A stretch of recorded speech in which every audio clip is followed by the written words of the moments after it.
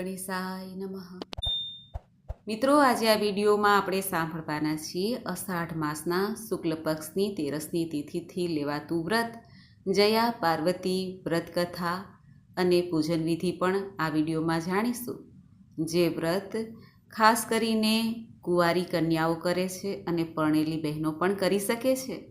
આ વ્રતમાં શિવ પાર્વતીનું પૂજન થાય છે, પ્રભુને પ્રાર્થના થાય છે જેથી તેમને શુભ વરદાનની પ્રાપ્તિ થાય, જીવનમાં સુખ સૌભાગ્યની પ્રાપ્તિ થાય, સારું સાસરિયું મળે અને બહેનો સુખી થાય। આ વ્રતમાં શિવ પાર્વતીજીનું પૂજન થાય છે। 5 દિવસનું આ વ્રત હોય છે।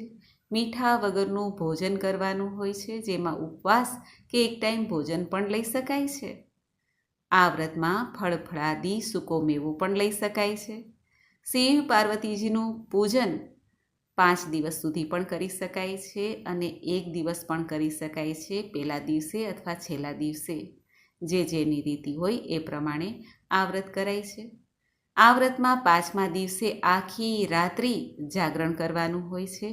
સવારે જ્યારે સૂર્યોદય થાય ત્યારે શિવ પાર્વતીજીનું પૂજન કરીને પછી વ્રતને પૂર્ણાહુતિ કરાય છે, દાન પુણ્ય કરાય છે અને પછી ઊંઘ લેવાય છે।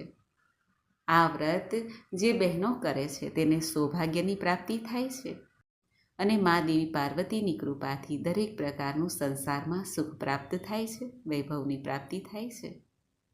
આ વ્રત 5 વર્ષ કરી શકાય છે, 7 વર્ષ, 9 વર્ષ કરી શકાય છે। જે રીતે આપણે સંકલ્પ કરીએ એ રીતે આ વ્રત એટલા વર્ષ કરાય છે અને જ્યારે છેલ્લું વર્ષ હોય ત્યારે ઉજવણું કરાય છે। ઉજવણામાં 5 બહેનો આમંત્રિત કરવાની હોય છે, તેમને ભોજન કરાવવાનું હોય છે, શૃંગારની સામગ્રી ભેટ આપવાની હોય છે દક્ષિણા સાથે, અને પૂજન સંપન્ન થઈ જાય પછી શિવ પાર્વતીને આ વ્રતમાં થયેલી ભૂલ અપરાધ માટે ક્ષમા મંગાય છે, દાન દક્ષિણા કરાય છે અને વ્રતની પૂર્ણાહુતિ કરાય છે। જે દિવસે આપણે વ્રતના પારણ કરીએ છીએ એટલે કે ઉજવણું કરીએ છીએ તે રાત્રિએ પણ જાગરણ કરવાનું રહે છે। આમ આ વ્રતની વિધિ બતાવવામાં આવી છે। આ વ્રત દેવી પાર્વતીએ કરેલું હતું। એવું પણ કહેવાય છે કે તેમની જે બહેનપણી જયા હતી તે તેમની સાથે રહી હતી અને શિવજીની આરાધના જ્યારે દેવી પાર્વતી કરતા હતા, રાત દિવસ પ્રભુને પ્રાર્થના કરતા હતા કે પતિ રૂપે પ્રભુ પ્રાપ્ત થાય। જ્યારે દેવી મહાદેવની પૂજા આરાધના કરતા ત્યારે જયા દેવી તેમની પૂજામાં મદદ કરતા, પૂજાની સામગ્રી લઈ આપતા અને તેમની સાથે વનમાં રહેતા હતા। માટે પણ આ વ્રતને જયા પાર્વતી વ્રત કહેવાય છે। જયા અર્થાત જય આપનાર અને પાર્વતી દેવી અર્થાત માતા પાર્વતી, જેના વ્રતથી દેવી પાર્વતીને વિજયની પ્રાપ્તિ થઈ એટલે કે ઈચ્છા પૂર્તિ થઈ।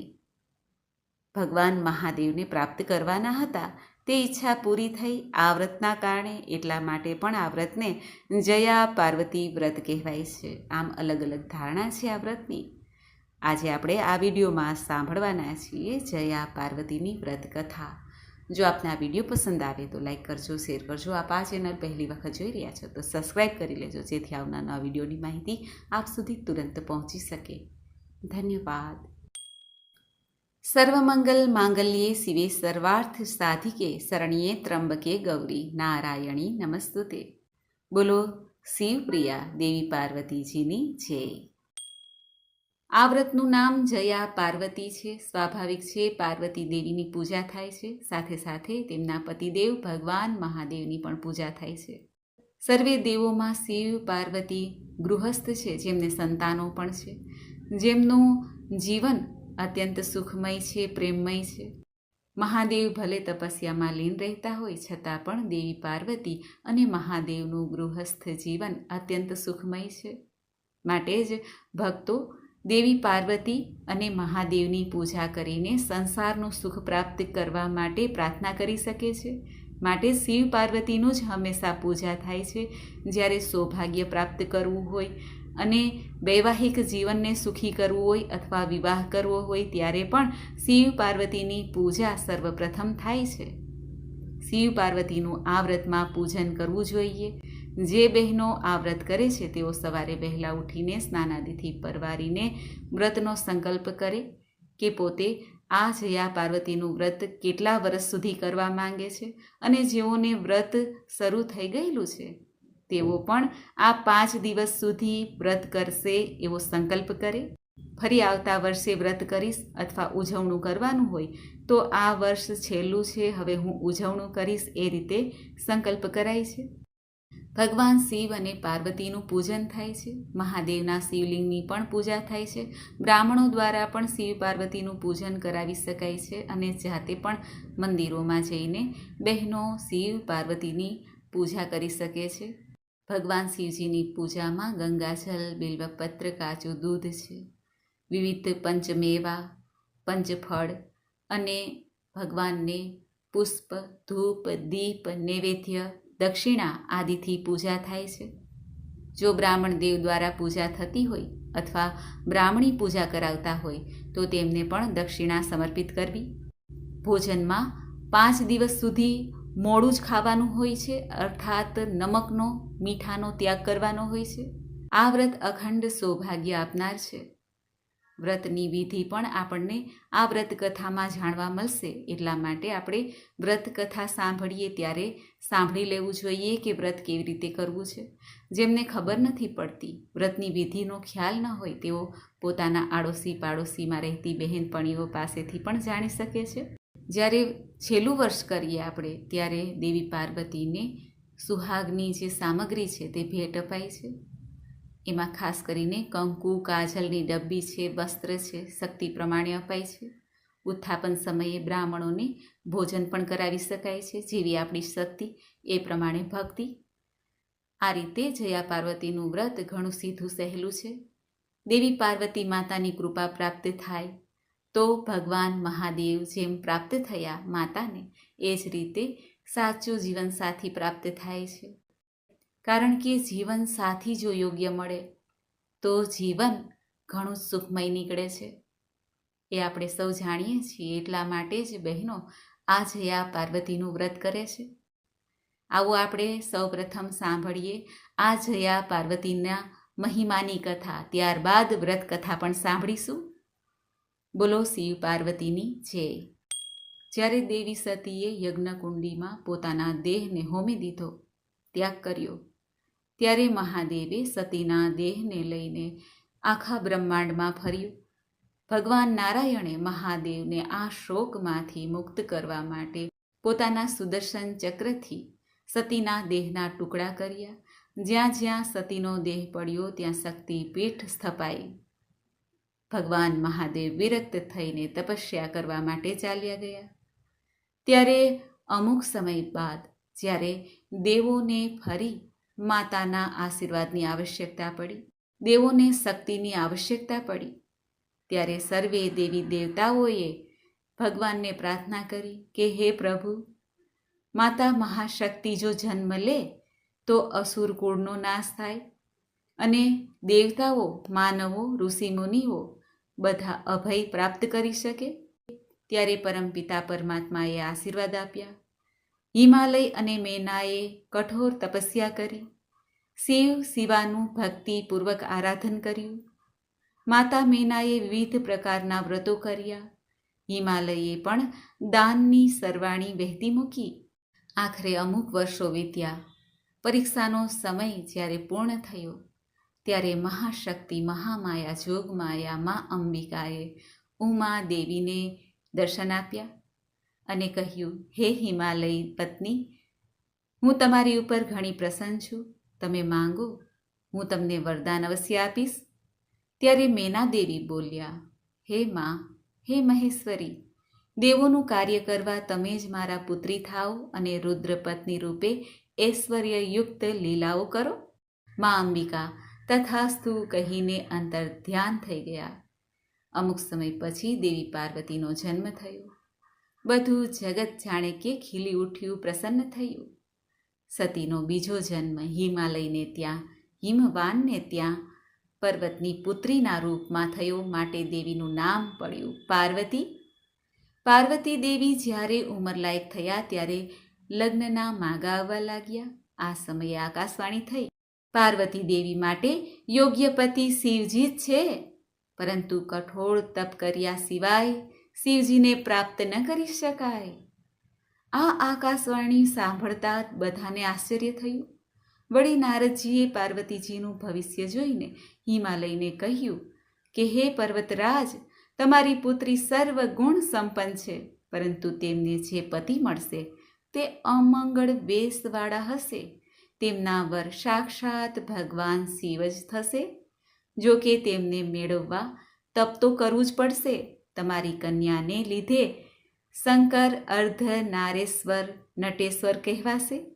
તમારી પુત્રી શ્યામ છે, પરંતુ શંકરના પ્રભાવશાળી ગૌર વર્ણને કારણે તેઓ ગૌરી નામે પ્રસિદ્ધ થશે. શ્રી નારદજી હિમાલયને કહે છે, હે પર્વતરાજ, તમારે ચિંતા કરવાનું કોઈ કારણ નથી. પાર્વતીજી પૂર્વજન્મમાં ઉમાદેવી એટલે કે સતી જ હતા. એ જ આદ્ય શક્તિ અંબિકા તમારે ત્યાં જન્મ્યા છે, માટે સંશય રાખશો નહીં. આકાશવાણી તથા નારદજીની ભવિષ્યવાણી સાંભળીને પાર્વતીજીએ સસ્મિત કહ્યું, હું શા માટે તપ કરું? શિવજીને મારા પર સ્નેહ છે, તેથી તો ગત જન્મની ભસ્મ શરીરે ચોડીને અસ્થિઓ અને રૂંઢમાળા ધારણ કરીને ફરે છે. મને એક વખત જોશે એટલે પિતાજી સાથે લગ્નની વાત જરૂર કરશે. ત્યાર પછી એવી ઘટના ઘટી કે બીજે જ દિવસે સમાચાર મળ્યા કે અક્ષય વટ પર ભગવાન શિવ પોતાના ગણો સહિત આગમન કરે છે. હિમાલય અને મેના આદર સત્કાર કરવા ગયા. તેમણે પાર્વતીજીને પણ સાથે આવવા કહ્યું, પરંતુ પાર્વતીજીને અભિમાન હતું, એટલા માટે તેઓ માતા પિતાની સાથે ન ગયા. તેમણે એમ ધારી લીધું કે શિવજી મને લગ્ન માટે યોગ્ય પાત્ર ગણશે, તેથી તો અહીં પધાર્યા છે. મેના અને હિમાલય શિવજીની પૂજા કરીને પાછા ફર્યા, પરંતુ શિવજીએ લગ્ન વિશે એક શબ્દ પણ ન ઉચ્ચાર્યો. આથી હિમાલય અને મેનાએ પાર્વતી દેવીને ભગવાન શિવ પાસે મોકલ્યા અને મનાવવા માટે પણ કહ્યું. પાર્વતીજી પોતાની સખીઓ સાથે ત્યાં પહોંચ્યા જ્યાં મહાદેવ હતા. પ્રભુની વિધિ અનુસાર પૂજા કરી. પાર્વતીજીએ મનોમન એમ વિચાર્યું હતું કે શિવજી સ્વયં પોતાની સમક્ષ સ્નેહનો પ્રસ્તાવ મૂકશે, પ્રેમનો પ્રસ્તાવ મૂકશે, પણ તેમની ધારણા ધૂળમાં મળી ગઈ. એવું કશું ન બન્યું. ભગવાન મહાદેવ તો મૌન જ રહ્યા અને તપમાં લીન જ હતા. પાર્વતીજીને આથી ખોટું લાગ્યું. હજી પૂરેપૂરો ગર્વ ખંડિત થયો ન હતો, કારણ કે આગલા જન્મમાં સતી દક્ષ પુત્રી હતા. તે દક્ષ અર્થાત બુદ્ધિ અને અભિમાની બુદ્ધિ હજી માતામાંથી ગઈ ન હતી. તેઓ નિયમિત સખીઓ સાથે શિવજીનું પૂજન કરવા લાગ્યા. ભગવાન મહાદેવ અંતર્યામી છે, સર્વકાય જાણતા હતા. જ્યાં સુધી દેવી અંદરથી પણ પવિત્ર ન થઈ જાય, તેમની બુદ્ધિ નિર્મળ ન થઈ જાય, ત્યાં સુધી દેવીને કેવી રીતે સ્વીકારવા એ ભગવાન મહાદેવ જાણતા હતા. સુખી લગ્ન જીવન માટે પતિ પત્નીનું ઐક્ય હોવું જરૂરી છે. તેમાં અભિમાન જેવું કોઈ પણ વસ્તુ આવવી ન જોઈ. ઇન્દ્રદેવને જ્યારે આ વાતની જાણ થઈ, ત્યારે ભગવાન મહાદેવને અને દેવી પાર્વતીના મિલન અર્થે, મહાદેવની તપસ્યા ભંગ કરવા અર્થે કામદેવને મોકલ્યા. સતીના દેહાંત પછી શિવજી વિયોગને લીધે શૂન્ય મનસ્કપણે જીવન વ્યતીત કરતા હતા. દેવતાઓને શિવજીની સહાય મળતી ન હતી. એટલા માટે દેવોએ દેવરાજ ઇન્દ્રને પ્રાર્થના કરી હતી અને ઇન્દ્રદેવે કામદેવને આજ્ઞા આપી કે તમે માયા રચો, જેથી પાર્વતી દેવી પ્રત્યે શિવજી આકર્ષણ અનુભવ કરે અને પાર્વતી દેવી સાથે શિવજી લગ્ન માટે તૈયાર થઈ જાય. પાર્વતીજી સાથે લગ્ન ગ્રંથિથી જોડાશે તો જ તેઓ સતીનું દુઃખ ભૂલી શકશે અને દેવતાઓ મનુષ્ય સૃષ્ટિનું પણ કલ્યાણ થશે. શિવજી ફરી દેવોનું કાર્ય કરશે. કામદેવ શિવજી પાસે પહોંચે છે, જ્યાં શિવજી બિરાજમાન રહે છે. ત્યારે શિવજીને પણ કામદેવની માયાની જાણ થઈ ગઈ. તેમણે ત્રીજું નેત્ર ખોલ્યું, કામદેવને ભસ્મ કરી નાખ્યા.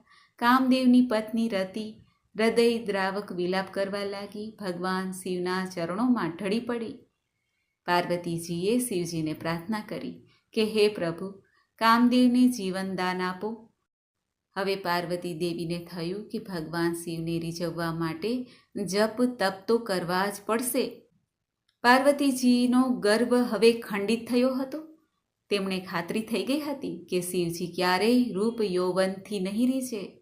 સખીઓને પાછી મોકલી દીધી. એ જ વખતે પાર્વતીજી કઠોર તપ માટે નિર્ણય કરે છે.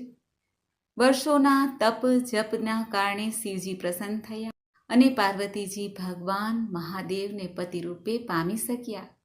પાર્વતીજી જંગલમાં તપ કરવા ગયા. એ તપ ફક્ત તપ કરવા ખાતર નહીં, પરંતુ આકરામાં આકરું તપ હતું. જંગલના વૃક્ષો પરથી ખરી પડેલા પાન આરોગીને તપ કર્યું. પાર્વતીજીએ જે શિખર પર તપ કર્યું હતું તે શિખર ગૌરી શિખર તરીકે પ્રખ્યાતિ પામ્યું. પાર્વતીજીએ વૃક્ષના પાન પણ આરોગવાના બંધ કરી દીધા. તેથી દેવોએ તેમને અપર્ણા નામ આપ્યું. આખરે પાર્વતીજીના કઠોર તપથી પ્રસન્ન થઈને શિવજી પાર્વતી સાથે લગ્ન ગ્રંથિથી જોડાયા. જયા પાર્વતીના વ્રતનો મહિમા એવો છે કે આ વ્રત ખરેખર અવર્ણનીય છે. જે રીતે દેવી પાર્વતીએ ભગવાન મહાદેવને પ્રસન્ન કરીને પ્રાપ્ત કર્યા પતિરૂપે, એ જ રીતે જે બહેનો આ વ્રત કરે છે તેમને પણ પોતાનો મનગમતો પતિ પ્રાપ્ત થાય છે અને જીવન સુખમય રહે છે. બોલો શિવ પાર્વતીની જય. તો મિત્રો, આપણે સાંભળી જયા પાર્વતીની મહિમા કથા. હવે આપણે આ વિડીયોમાં આગળ સાંભળીશું જયા પાર્વતીની વ્રત કથા. કથા અનુસાર એક ગામમાં વામન નામના બ્રાહ્મણ અને તેની પત્ની સત્યા રહેતા હતા. આ બ્રાહ્મણ અને તેની પત્ની ધર્મપરાયણ, સત્યનિષ્ઠ અને પ્રભુ ભક્તિમાં શ્રદ્ધા રાખીને જીવન જીવતા હતા. વામન અને સત્યા સર્વ વાતે સુખી, પણ સવાશેર માટીની ખોટ હતી. તેથી સત્યા ખૂબ જ દુઃખી રહેતી અને મનમાં ને મનમાં વિચાર કરતી હતી, અરે ભગવાન, હે ભોળા પ્રભુ, બધું જ સુખ છે, પણ સંતાન સુખથી અમને વંચિત કેમ રાખ્યા? હે ભોળાનાથ, દયા કરો, દયા કરો. આમ સત્યા રોજ ભગવાનને વિનંતી કરતી, પણ તેની આશા પૂરી થતી ન હતી. એવામાં એક દિવસ નારાયણ નારાયણ કરતા કરતા તંબુરો હાથમાં લઈને કરતાલ વગાડતા નારદ મુનિ તેમને ઘેરે પધાર્યા. સત્યા અને વામને બંનેએ નમસ્કાર કરીને નારદજીનું સ્વાગત કર્યું. યથાશક્તિ વિધિ પ્રમાણે પૂજન કર્યું, પ્રણામ કર્યા અને ત્યાં જ ઊભા રહ્યા. ત્યારે નારદજીએ તેમને આશીર્વાદ આપ્યા અને સત્યાના મુખની સામે કે જે ચિંતાથી ઘેરાયેલું હતું, સત્યાને જોઈને નારદજી કહે છે, હે સત્યા, આ ઉદાસીનું કારણ શું છે?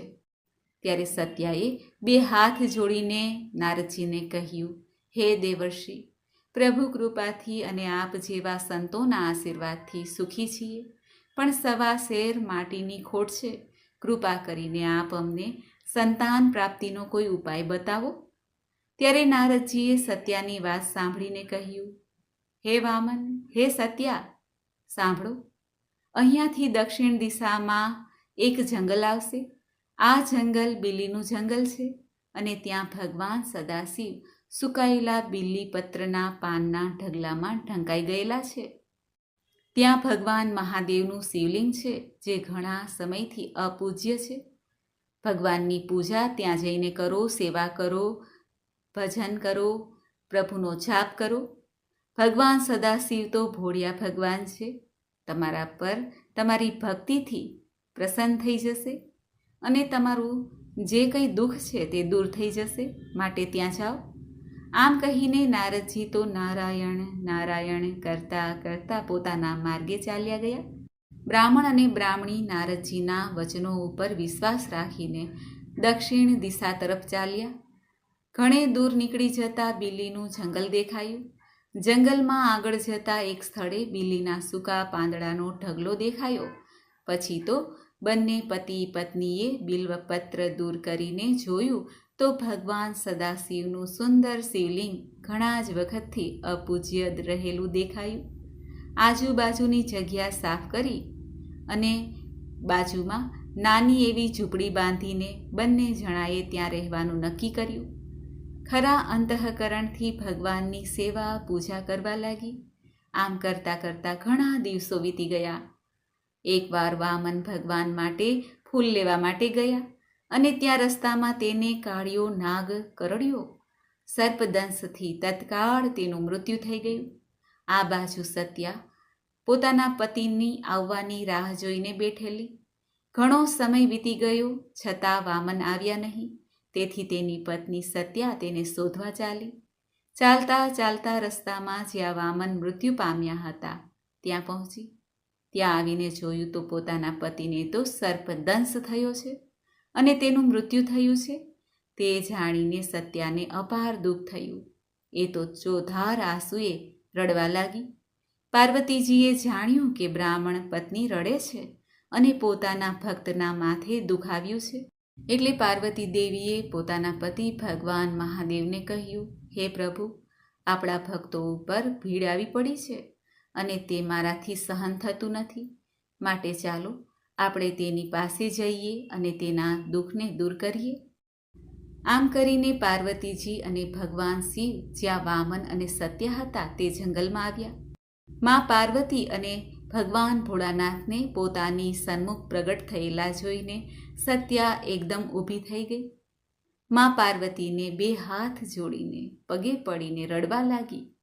માતાજીની સ્તુતિ કરીને વિનંતી કરી, હે મા, મારા પતિદેવને જીવિત કરો. હે મા, આપ તો જાણો છો કે મારો આધાર મારા પતિદેવ છે. તેમના સિવાય હું જગતમાં જીવી શકું તેમ નથી.